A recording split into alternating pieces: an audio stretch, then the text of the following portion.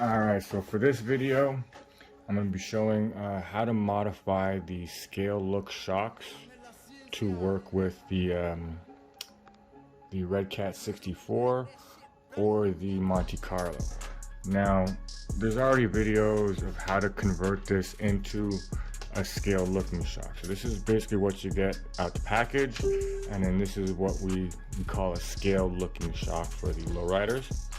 So there's already videos on how to make the shocks converted like this with the springs in there and everything, and Kandy and Chrome has a video on how to do it. So this is it's already a very familiar practice to do this. The only thing is most people are putting hot glue on the inside of here or a spacer so that it's a solid shock, and they keep running them the same length. What I've done is I've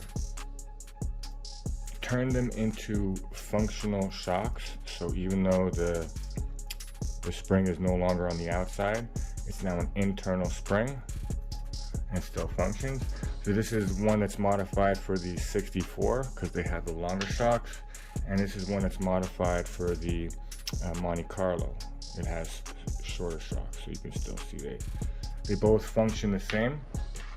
Now to do this, it's kind of pretty easy to lengthen up the shocks for the 64. The way that I'm doing it is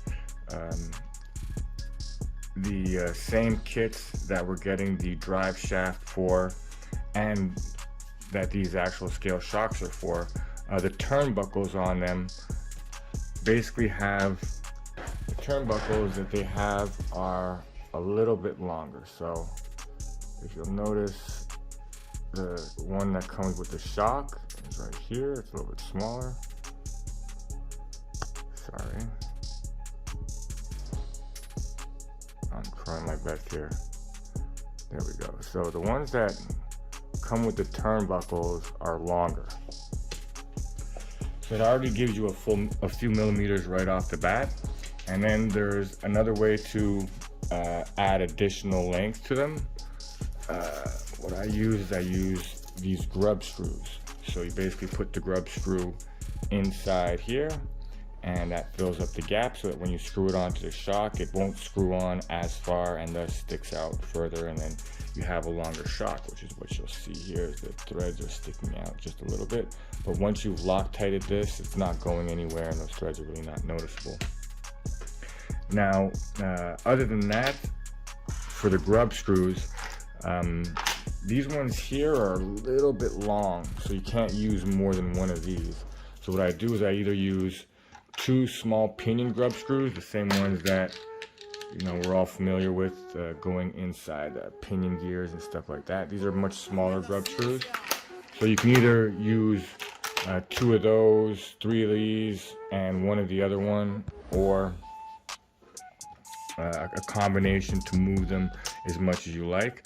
What I've done is I've used a small one and a big one inside a long rod for the rear of the 64, and I believe I only used one long rod for the front of the 64 because I want the front to sit a little bit lower. Now when it comes to the springs, what I'm using for the springs on mine is I order these springs to spec, so I choose the inner diameter, how thick the wire is, and all of that basic specs in order to fit the spring inside the RC, and at the same time fit, hold on, I'll just pull one of these out so you can see what I'm talking about. Whoops, wrong side.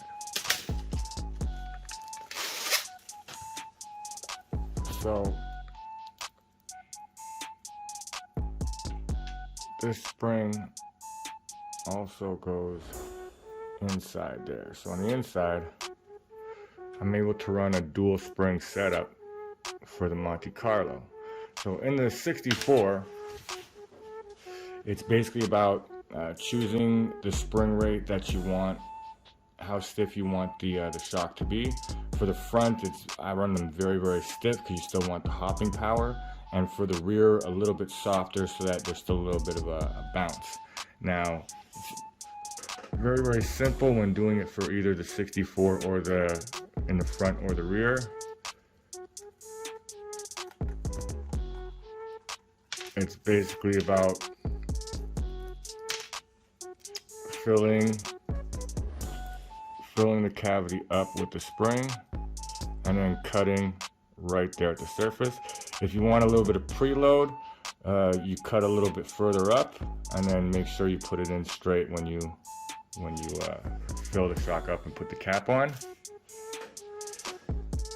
And with that, you get to adjust how stiff the spring is by choosing which of the different springs to use, and then either adding or removing any preload that you have by making the spring longer so it's preloaded by going into the cap.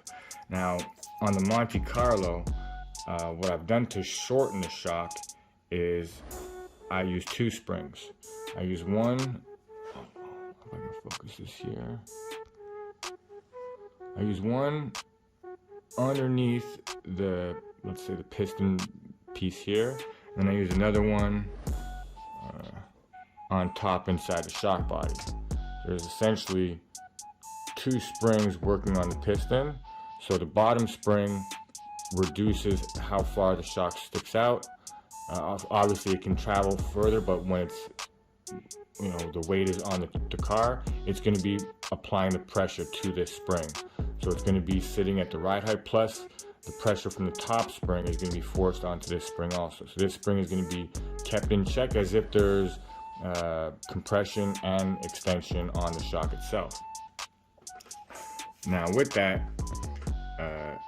the length that you make the internal spring is going to dictate how long the shock sits at when it's at rest, as well as the strength and stiffness of the top spring. So the first step is to adjust the length that you want this to be so that the shock doesn't go out further than you want, and then to put springs on the other side in order to make it all work. So the example that I have here is this one here. So this one here is, as you can see, the shock is shorter, but it still has the function of a regular shock. I'm just gonna pop the cap open so you can see what we got going on inside here.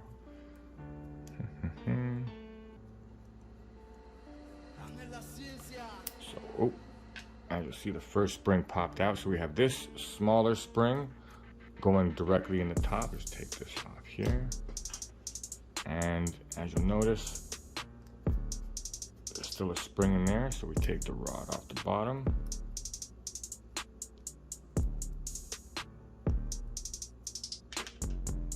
And let this come out.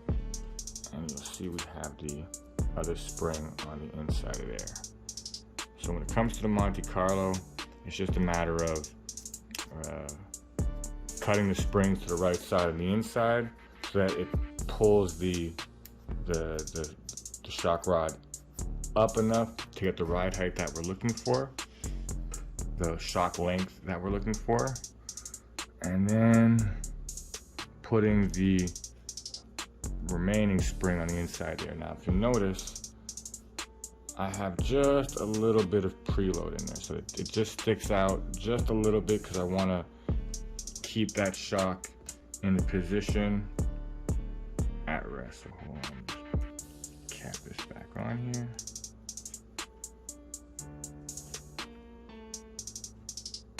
There we go. And now we'll just build this back into a scale look shock. Takes 2 seconds.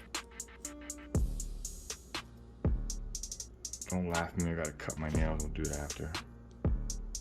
It's the weekend. Alright, so now we got that back. Screw this on. Because these are aluminum, it's always good to put a little Loctite on there so it doesn't loosen up while you're cruising and stuff. And then now we got stock. So yeah, that's basically the procedure of shortening, as you'll see in comparison to, oh, I tore apart the regular one. Oh well, like just 2 seconds.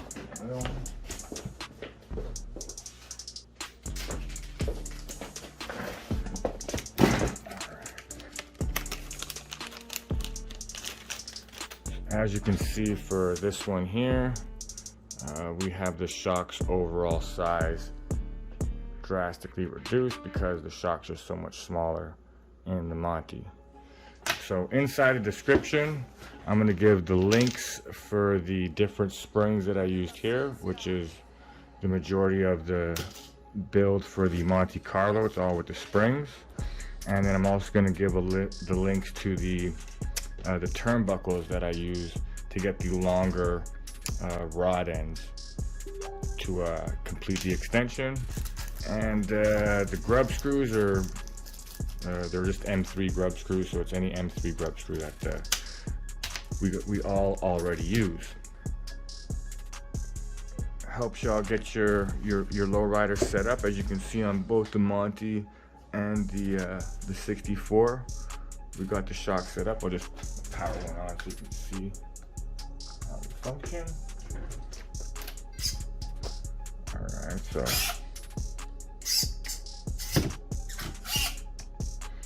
I mean the key element that I was focused on when doing this setup is that I want to make the shocks perform the same as the original shocks. I don't want there to be any real difference between how the shocks perform versus the factory shocks. Because the only thing that's really wrong with the factory shocks is they just don't look right on a lowrider. And these scale look shocks, they look absolutely the place. They look beautiful for what we're doing here. So it's why I like that's why I went ahead and made this conversion, so we can get the performance of the original shocks, but while having the looks of these scale look shocks. Something interesting.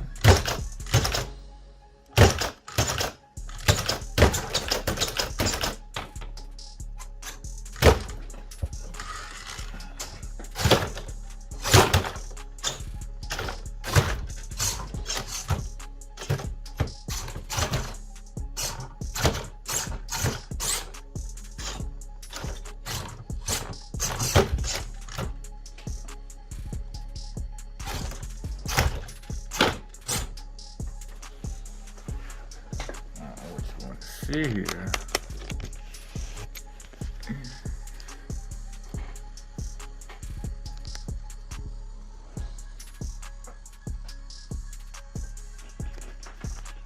Hold on.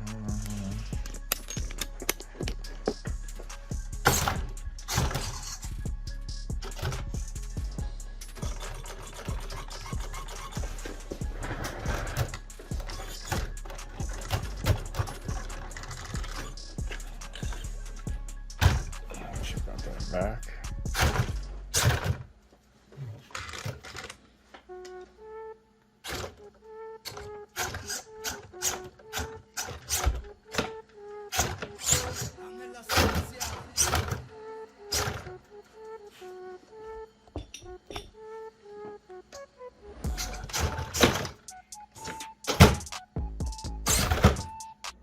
So with that, I hope the video is helpful. Cheers.